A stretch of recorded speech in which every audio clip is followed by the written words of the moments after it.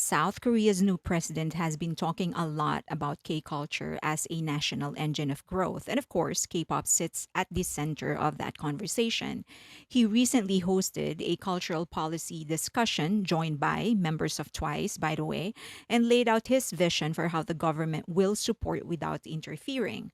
Sounds reassuring, right? But the devil is always in the details. So let's break it down.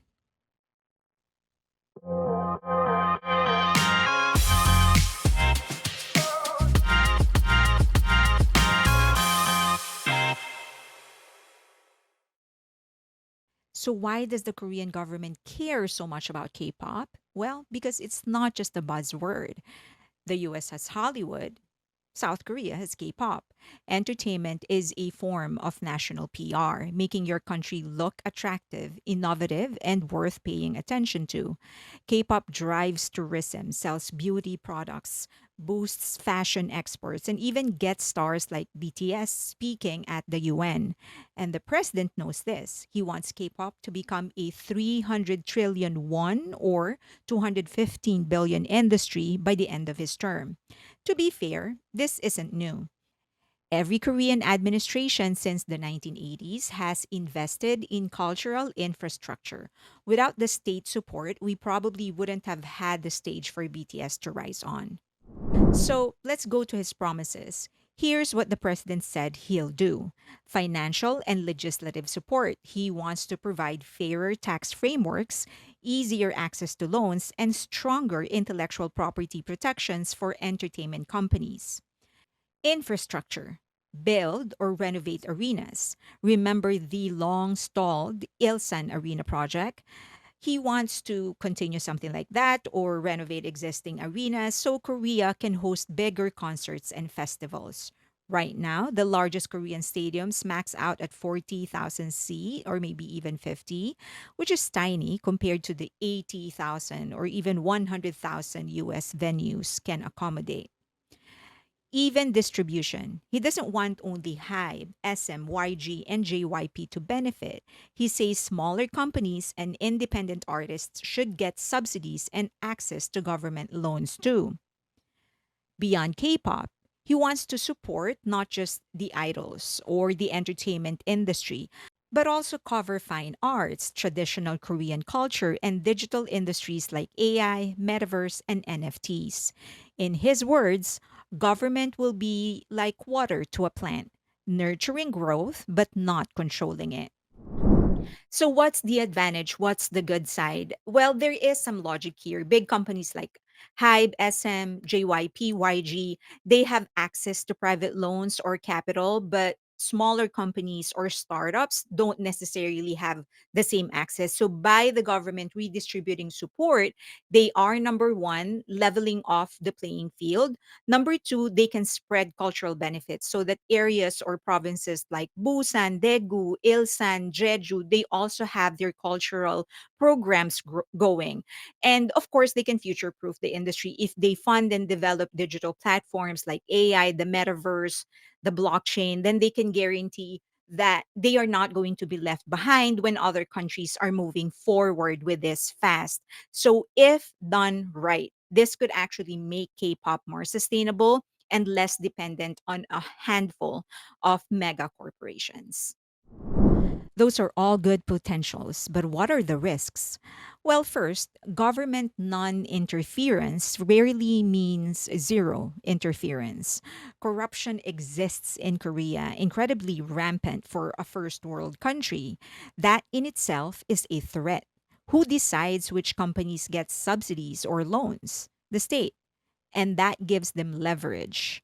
A business that depends on government funding may feel pressure to align with state priorities, or it may all be dependent on who you actually know within the government and not on the basis of the strength of your business proposal or even your track record as a businessman.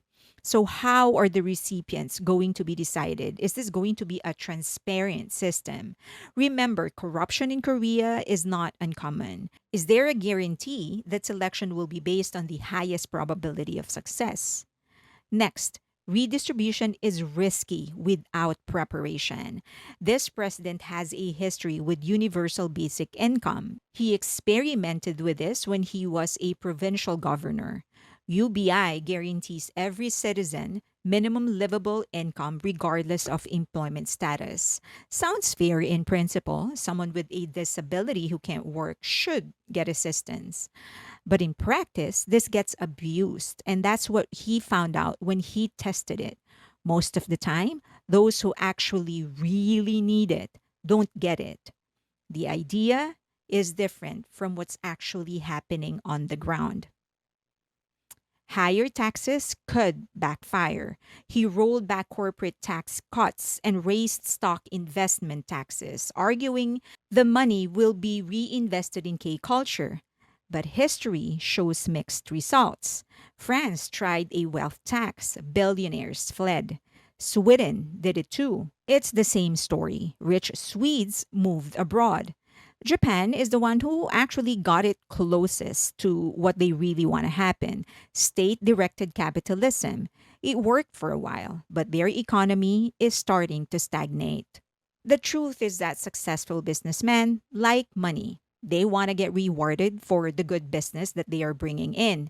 You take that away, they're going to move. So if Korean chaebols or big conglomerates or wealthy investors start moving capital abroad, smaller agencies won't magically fill the gap.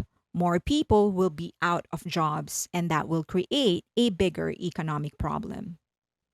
Populism versus practicality. The president brands himself as a man of the people, a Robin Hood of some sort, who will tax the rich and give to the small players. But redistribution often sounds better on paper than in reality. Without strong guardrails, it can lead to wasted funds, politicized grants, and dependence instead of innovation. Handouts alone never work. You need to prepare people to run a business, train them how to grow it, how to do marketing, operations, and others. Remember that they are already taking money away from big companies, businesses who have a proven track record of success, and giving it to small entrepreneurs. You're taking away from almost guaranteed success for a chance at something. And survival rates of small businesses isn't actually good. For example, in the US, many small businesses don't last long. Around 80% survive the first year, about 50 reach 5 years, and roughly 30 to 35% last a decade or more. This program cannot be an isolated one. You have to start at school, make sure the education system contributes towards this training. You have to make sure they have an environment, including regulations and a market with purchasing power where businesses grow. The mere fact he didn't mention any of this in the discussion is a red flag. So, can this harm K pop? Well, financial instability is probably the most glaring effect.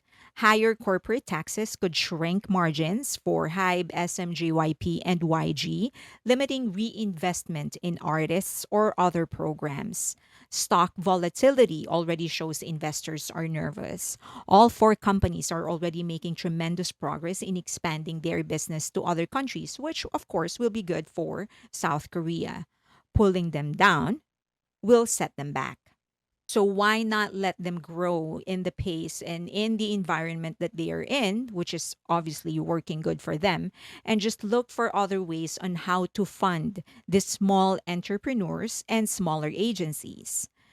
Next, state-controlled digital future. South Korean government wants to lead in developing AI, blockchain, and other technologies. If the government builds its own blockchain or AI infrastructure, companies might have to license through state system, and that kills the whole point of decentralized technology. Next, creative pressure. Idols might be pushed to align with national image campaigns. Think do this UN speech or sing this for tourism or do a video for a government program. This is fine in moderation. We all need to help our country, but it blurs into propaganda if abused. What is the consequence if they say no? It's quid pro quo. politics. We'll support your growth, but in return, you owe us. That's a dangerous dynamic in any creative industry. And also, something very rampant in South Korea. Many politicians do provide help, but in return, you need to help them. And perhaps the most alarming is this current president's track record. This president has had multiple legal troubles, bribery, misuse of funds, false statements, paused only because of presidential immunity. He also has a pattern of dismantling existing systems just to rebuild them under his name. That ego driven approach might not play well in a fragile competitive industry like K pop. In principle, helping smaller agencies, funding new infrastructure, and investing digital platforms are good things. But the reality of redistribution, higher taxes, and political leverage could easily backfire, driving capital and talent abroad.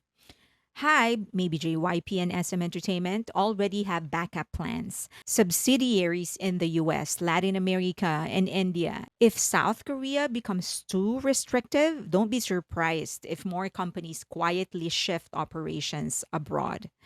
The president frames himself as a Robin Hood, but the global entertainment industry is not Sherwood Forest. K pop isn't just a national treasure, it's a delicate ecosystem of art, fandom, and business. Water it too much or pull too hard at the roots, and the tree might not grow the way you want. I just want to make it clear that I absolutely think small entrepreneurs, and new players in this market need help. And the government should help them. It is always a better idea when you're not reliant on a handful of big corporations. So, yes, I do think that creating a program that will fund them, that will help them fund their ventures will definitely help. And also creating new infrastructure, venues, new programs, those things will help them a lot. But I just don't think, based on reality, based on his track record, based on the political climate of South Korea, that it is the best time for him to be taking away from big corporations right now. Companies that he knows have proven their success in this field, and then to just dump it on smaller companies. I think the support has to be grassroots. He needs to start this from the foundation. Make sure that the education system actually has this incorporated. There should be some training. And of course, he needs to create an environment and just improve the country, so that you are creating a business, you are creating an environment where business can actually grow, where your people actually have the purchasing power. So it's but the mere fact that he didn't even mention that in the forum, that's actually a bit of a flag. But maybe he did and we just missed it. Maybe it's just not in the translation. Okay, so I would love to hear your inputs. I am interested in a healthy discussion. So if you have anything, let me know. Put them in the comment section below. You can say whatever it is that you want to say, but just please do so respectfully. Also, the QR code should be on your screen right now. So if you can, please donate to the channel. We are expanding it. We're very close to, well, the website is already on a soft launch. I'm just uploading more of our articles there. So, and then we're going to start doing some more projects, which I will be discussing very, very soon.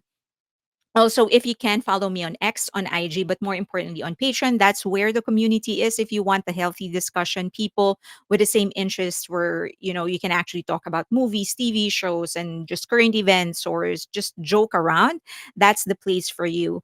Also, I open my YouTube membership, so and I do at least well, I do live streams exclusively for them, and those videos don't actually go public ever. So if you want, please go ahead and subscribe. And that's it. Of course, like the video.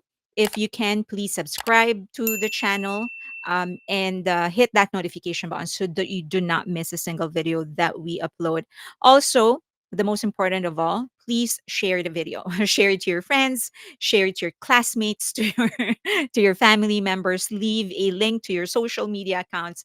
That would really help us get discovered by the algorithm. Thank you so much, and I'll see you soon.